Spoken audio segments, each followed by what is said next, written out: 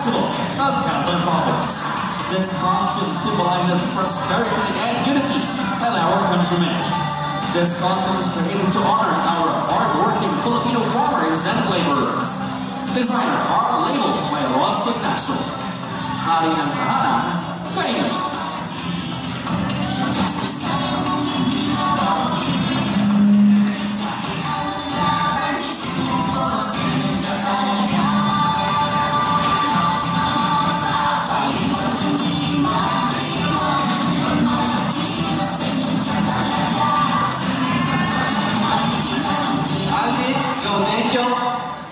Certified ang hari ng tahanan ng barangay Kainit.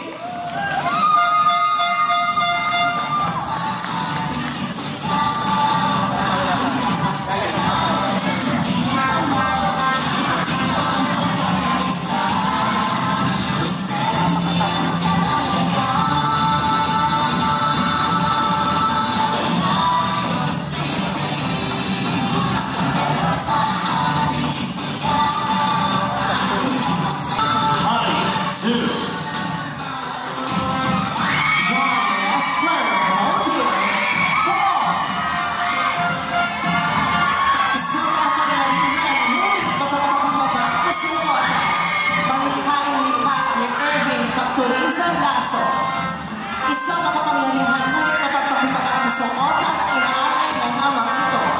Mula sa barangay Buo, hako sa limahe ng mahal na Santo Niño na taong-taong ipinagdiriwang sa aming barangay tuwing ikatlong linggo ng Enero. Suot niya ang bahag ng pananampalataya, pilak na telang may makintab na sinuli at masenang burda. Sumasagisag sa kadalisayan ng intensyon at sa liwanag ng sakripisyong inaalay ng bawat ama para sa kanyang pamilya.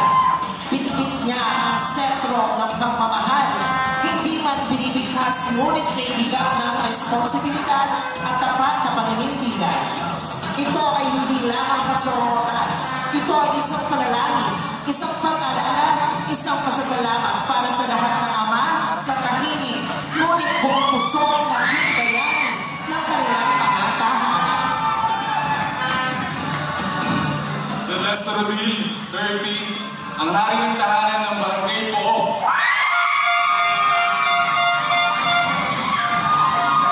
Hari 3. Angelo Villarrojo, Balibago. Sa entablado ito is masara na ang tagatawan ng Barangay Balibago. Bitbit na makulay at masiling na kasuotan na sumasalamin sa kasaysayan, kasalukuyan at kinabukasan ng kanilang komunidad. Ang kasuotan ay ito inspirasyon mula sa Enchanted Kingdom, ang sentro ng timbangan at aliwan hindi lamang sa Santa Rosa, kundi sa buong limo sa Nagalugan. At ito ay matatagpuan mismo sa Barangay Balibago. Kaya nakikita natin ang disenyo ng kasuotan ay puno ng sigla, saya at manika. Ang higamit tao-tauhan na kapwesto sa kanyang likuran ay simbolo ng kasayahan at pantasang hatid ng Enchanted Kingdom sa bawat batang tumatawa at pamilyang nagkakaisa. Isang masagawang palakpakan para sa katawan ng Barangay Balibago, ang puso ng kasiyahan ng lungsod ng Santa Rosa. Angelo Villarrojo, 27, ang hari ng tahanan ng Barangay Balibago.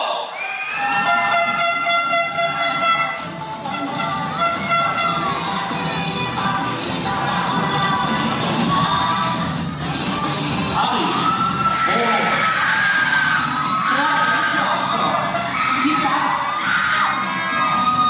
Sa bawat kumpas na kanyang hakbang, bumabalik ang kwento ng kasaganahan at pananampalataya. Ito ang makulay na pagsasakatawan ng barangaylitan sa pamamagitan ng kusuotang inaalay sa Kasalugan Festival o kasaganahan sa lupang Gantimpala. Tuwing Mayo, inaalay ito bilang pasasalamat kay San Isidro Labrador, ang patron ng mga magsasaka. Ngayong gabi, muling nabubuhay ang diwa ng ani at pananalig sa kanyang suot na obra. Ang bawat gintong kulay sa kasuotang ito ay sumisigaw ng isang mensahe. Ang tunay na kasaganahan ay hindi lamang nasusukat sa yaman, kundi sa pusong marunong magpasalamat, magtanim at pinanggalingan. Ang kabuang disenyo ay puno-puno ng detalye at kaluluwa. Mula sa malikhaing kamay at masinig na utak ni Daniel Fernandez.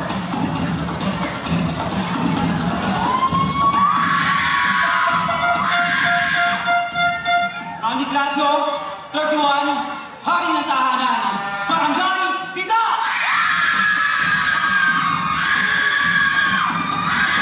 Hari, 5. Paso Esperita, Makabili.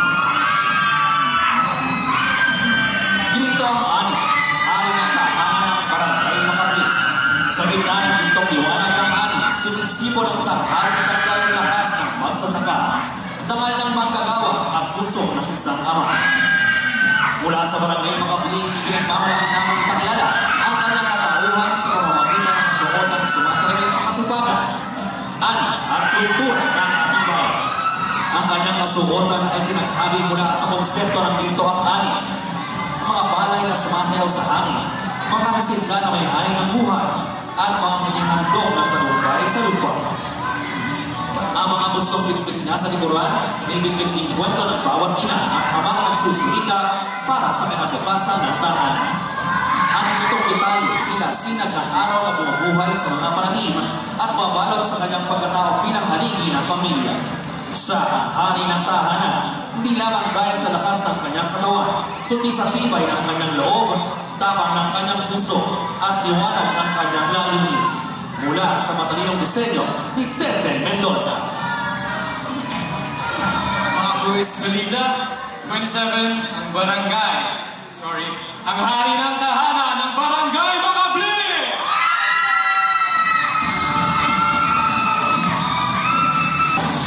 Hari, 6. John Robert Aquino, Aplaya.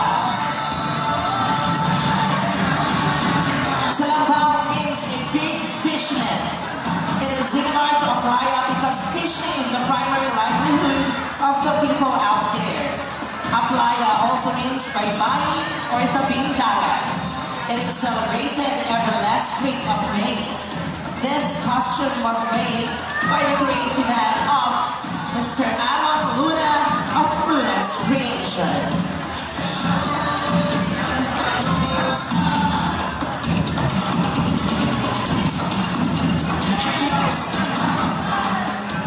John Robert M. Aquino, 26, ang hari ng tahanan ng Barangay Aplaya.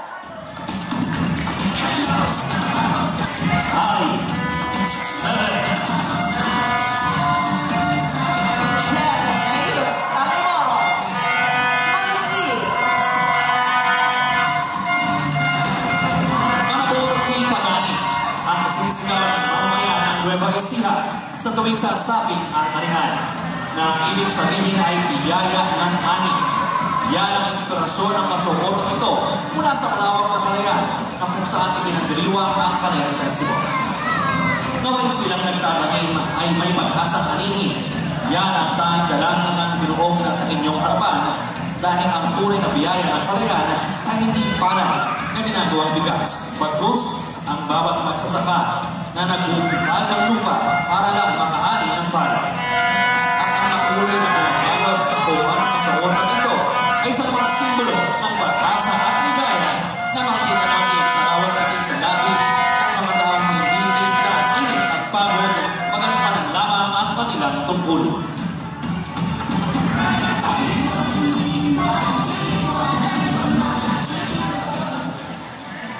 Jet Ace Alimoro, 32, ang hari ng tahanan ng Barangay Maritlim!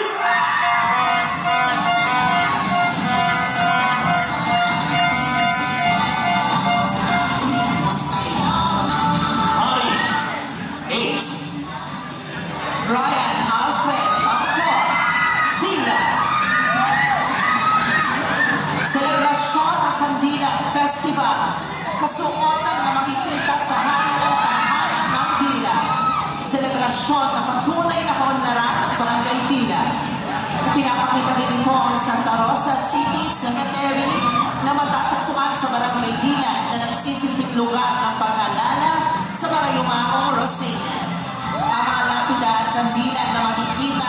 ay simbolo ng kapayapaan at pag-ibig ng bawat isa sa Barangay Dila at Santa Rosa. Ang agaw pansin na kalisag at hapa naman ay isang-isag ng patatagan at tapang ng bawat hari ng tahanan sa lungsod ng Santa Rosa. Kaunlaran ng Dila, simbolo ng pag-asa at pagkakaisa. Disenyo at gawa ni Zerd Zamora.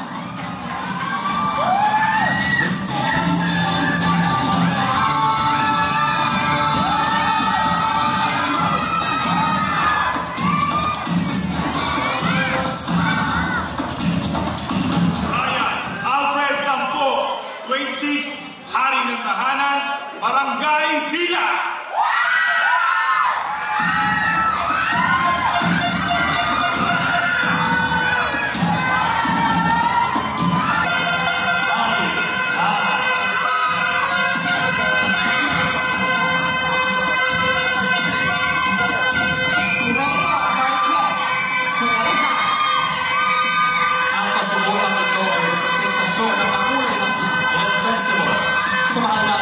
Ng Santa Rosa. Ang mga lutiat nila ng ornamentasyon ay simbolo ng ating mga karaniwan na palay at mayamang produktong pang-agrikultura. At ang mga taong mga disenyo dito ay patuloy na ang Santa Rosa ay matapang ng naharap ang pag-usbong ng industrialisasyon na hindi naiiwan ang ating kalikasan. Pagkamusin ng mga tao at palay ng kultura ay tumekto ng mga magsing na karosengan tulad ng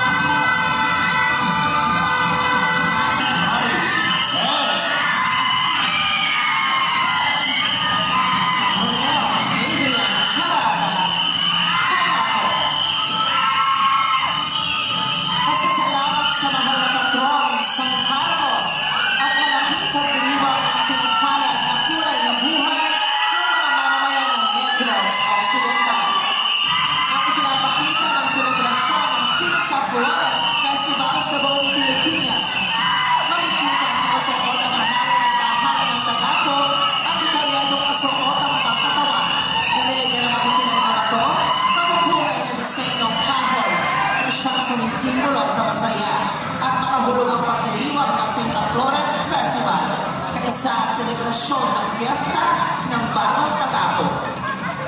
Ang kabuang kulay at makahulog ang kasuotang ito ng hari ng tahanan ng Tagapo ay nagpapakita ng pagkakabuklod-buklod ng mga Negros, Rosenians, mamayan ng Tagapo at mga Pilipino sa pananampalataya, kultura, tradisyon at turismo. Unlad Bagong Tagapo, Hello Santa Rosa, Viva Pinta Flores Festival mula sa malikhaing kamay ni Marian Diaz Fernandez ng Bitomi Creation. Rumel Adrian Parada, 38, ang hari ng tahanan ng Barangay Tagapo.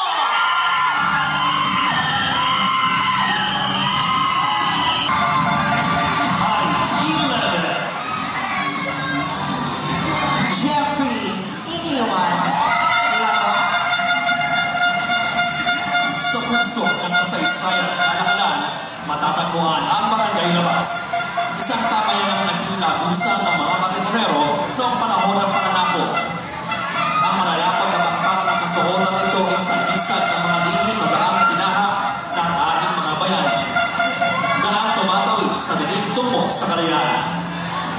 Sa bawat detalye ng kausuotan ito, sumisiklab ang diwa ng tapang, kasipagan at patunlan. Gaya ng daang-bakal na nag-uugnay sa iba't ibang bayan. Ang barangay labas ay nagsisilbing tulay sa pagpapalitan ng produkto at serbisyo, matatag, makasaysay at makabago. Isang payak ng pamayanan na may makapangyarihang puso. Dahil dito, itinangal itong kauna-unahang ISO certified na barangay sa buong Pilipinas. Tunay na world class.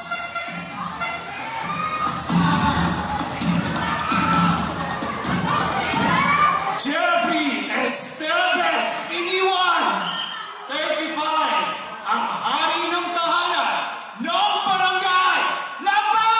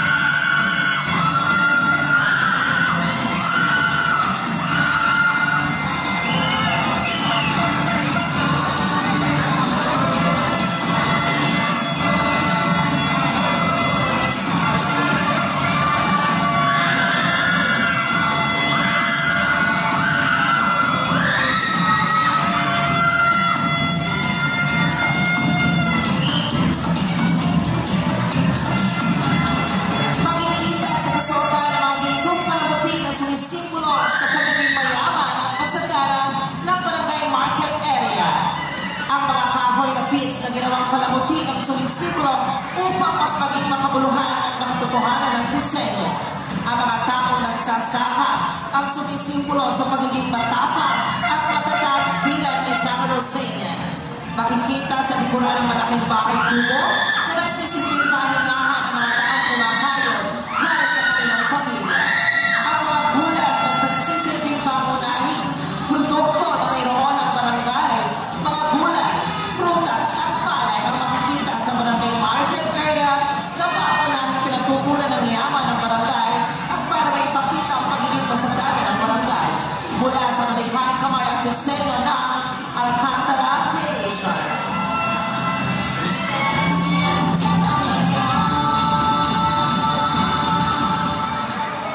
John Michael H. Batson, 32, ang hari ng tahanan ng barangay Market Area!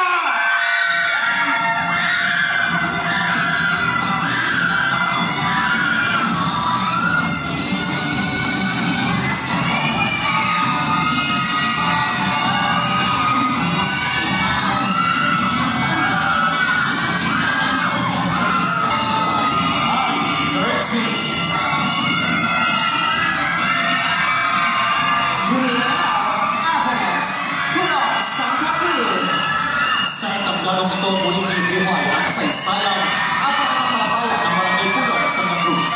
Isang lugar na minsang biniliyaan ng himala at ngayon isa sa mga pinakamaunlad na sa lungsod ng Santa Rosa. Ang kasuotan ng aking kandidato ay hamog sa Sinakayang Festival. Pagkulita sa Pintong Cruz na nagbuhan sa ilog, tanda ng pananampalataya na gating sa kanilang pagkudla. Sa kanyang likuran ang itong araw, sa kanyang balikat puting pakpak, aning mga anghel ng kasaysayan na sumasalamin sa lakas ng loob at pag-asa ng komunidad. Ang disenyo nito mula Italia hanggang Minsa ay likha ng masining na Pins Harake na muling ginawang sining ang kasaysayan ng isang barangay.